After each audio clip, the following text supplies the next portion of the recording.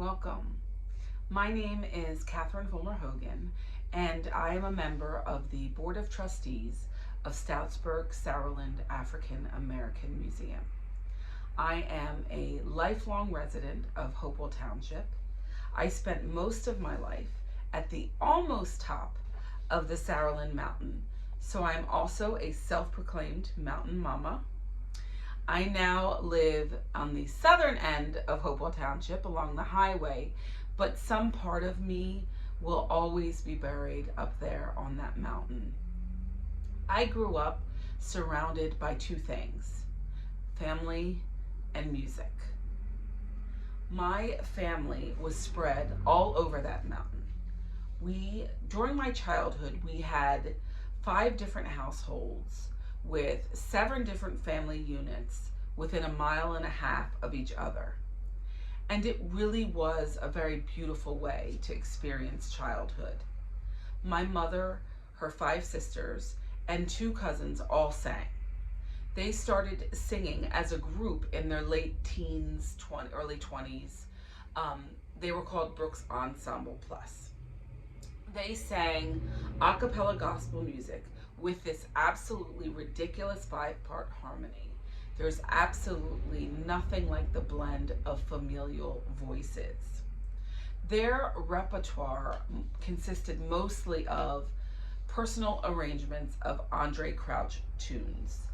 If you're not familiar with Andre Crouch, he is easily one of the most recognized and revered pioneers of contemporary gospel music. His music, coupled with their voices, was the most prominent soundtrack of my childhood. That's really how I experienced music, and specifically gospel music, as a child. For me, it equaled family and faith. But that's just my story. Gospel music has a bigger, broader, and incredibly powerful story to tell. I wanted to talk to you a little bit about gospel music and the protest movement. Gospel means good news or bringing good news. So I suppose it's fitting that gospel music would be full of messages about freedom and liberation. Because to be honest, freedom is the best news for a people who are oppressed. Reverend Wyatt T. Walker, Martin Luther King Jr.'s executive director, defined gospel as an individual expression of a collective predicament within a religious context. Essentially then, gospel music during the 50s and 60s was about the challenges and fears Black people were facing collectively, set against the backdrop of faith in Christ. Like all music, it was the voice of a generation whose mind was stayed on freedom. I want to paint a picture for you. Beginning ever so slightly in the 1950s, and then spreading with real fervor in the 60s, there was this, and I won't necessarily call it a doctrinal shift, because the messages were already there. It was more of a shift in focus happening in Black churches all across the country. Starting with prominent folks like Reverend James Cone, we witnessed the birth of Black liberation theology. What is Black liberation theology? Well, Black Christians who did not want to separate themselves from their faith, like many were doing at the time, but who were also tired of feeling oppressed by what many deemed to be the tool of their oppressors, begin to carve out a new message. This new message was centered in Black power, a more aggressive approach to combating racism, and the emergence of a God who is deeply concerned with the poor and downtrodden. They were using the Bible's powerful messages about freedom as inspiration.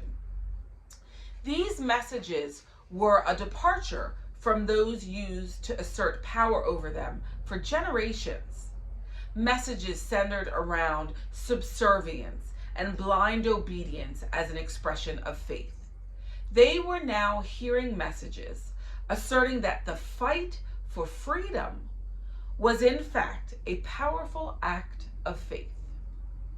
Music, message, and movement are the key components of what I will call the Black worship experience. Music is obvious and needs no explanation. Message is what the pastor puts forth as a sermon, and movement describes the way in which we worship as a full body experience. These things are intricately connected. So if we have Black liberation theologians sharing these new messages grounded in our freedom, individual power, and autonomy, coupled with the fact that we know that much of the movement began in church basements, was spread at the pulpit, and funded by the cooking and baking of church ladies, it stands to reason that gospel music would begin to contain these very same messages.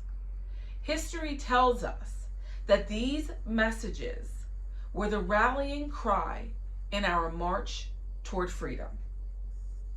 And so we begin to see this perfect union of activism and the anthems of the Black church. We know that gospel's predecessor, the Negro spiritual, contained coded messages and provided a safe way for enslaved people to communicate and provide instruction. This is true of gospel music as well. As is the case with any message of liberation from an oppressor, it came with tremendous risk. Gospel artists were not immune. These artists could face personal ruin if the wrong people found them out. People often paid heavy prices if they were connected to the movement. Gospel artists would record these songs on the B side of their 45s. Radio ignored the B side, but the people who needed to hear the message knew where to look. Sadly, most of that music was nearly lost, but historians like Sam's Beverly Mills and Elaine Buck have set about documenting and preserving it. Like spirituals, the messages are often coded in spiritual symbolism. They were also disguised in cultural messages that would not resonate with people outside of the culture. In April of 1960, SNCC, the Student Nonviolent Coordinating Committee, was formed under the leadership of Ella Baker. I could speak ad nauseum about the power of Ella Baker. Instead, I'll encourage you to look her up for yourselves if you don't already know who she is. What I can share is that at the time, she was the director of the Southern Christian Leadership Conference, led by, as we say in the Black church, the Right Reverend Dr. Martin Luther King Jr. Baker was concerned that young Black people were disillusioned with the movement. Leave it to a woman to be ever mindful of the next generation of leaders. Baker felt it was essential that they have a voice in the efforts or they would lose them. So SNCC was born. 1962 marks the emergence of the Freedom Singers. They performed freedom songs in effort to raise funds for SNCC. They were active from 1962 until about 1966, and the members were Cordell Regan, Bernice Johnson, Rutha Harris, and Charles Neblett. I share those names with you because I didn't know them myself until I began researching this. And for me, there's a mountain of respect and gratitude in simply saying their names out loud. Folk singer Pete Seeger made the recommendation to form the Freedom Singers to then SNCC Executive Secretary James Forman. The group would professionally perform the songs that were developing throughout the movement. Songs like We Shall Overcome, Get Your Rights, Jack, and Governor Wallace. And then they would take songs from the church like Woke Up This Morning, that says, woke up this morning with my mind stayed on Jesus, and change the words to woke up this morning with my mind stayed on freedom.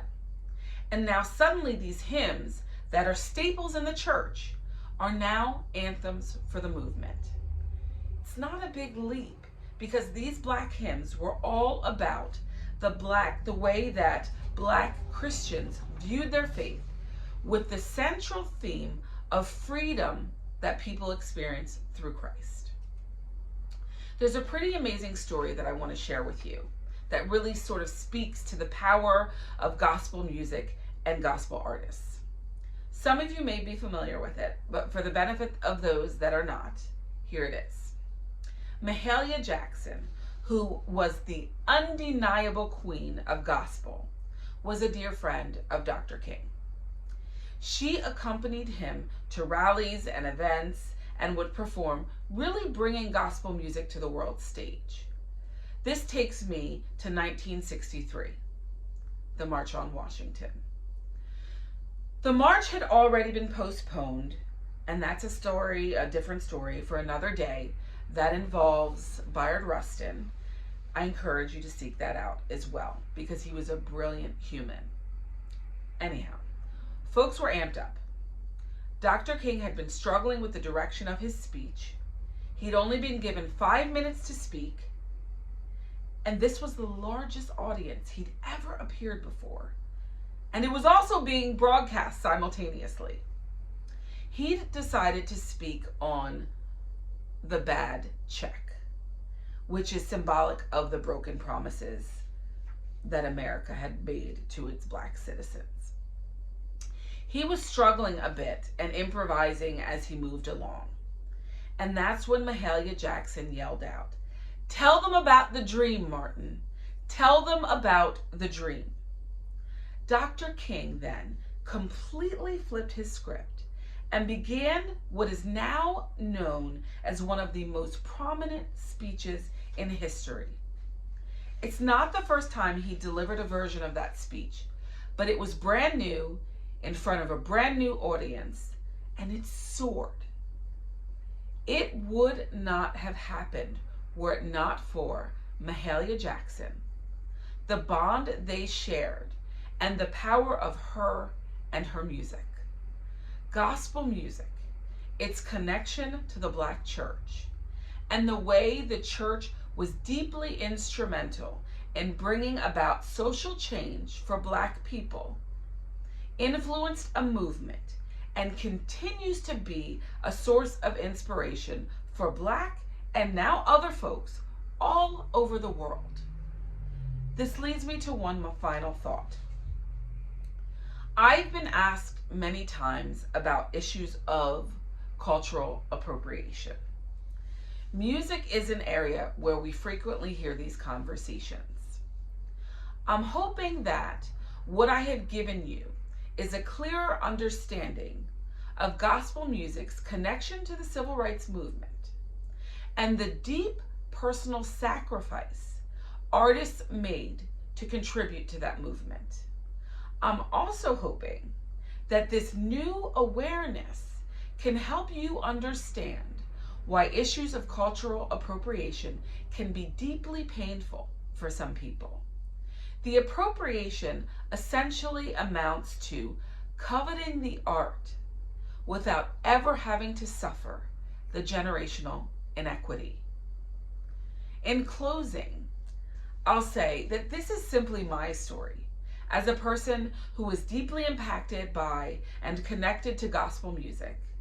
It speaks to how I've experienced it throughout my life and what I've come to learn and understand about its significance and role in what now stands as a glowing example for the modern social justice movement. I don't want you leaving this space thinking that I am somehow an expert on anything other than my piece of this grand puzzle. Thank you for joining me in this virtual space, my greatest hope for every space where I am welcomed is that when I leave, you will continue to hold space for voices like mine, voices of marginalized people. You have the ability, the power, and resources to amplify their voices when you lead with love. Leading with love means listening first, holding space for them that they're able to occupy, regardless of the form that they come to you in, and asking questions when you don't have the answers, rather than speaking for someone else from a place that is not consistent with their truths. Our co-founders, Beverly Mills and Elaine Buck, and I have curated a really special playlist for you of some of the most iconic spirituals and gospel tunes, many of which are centered in the pursuit of freedom and our collective identity as overcomers. We hope you enjoy them as much as we do. Please dance in your kitchens, clap your hands, sing along, and let the music flow through your spirit.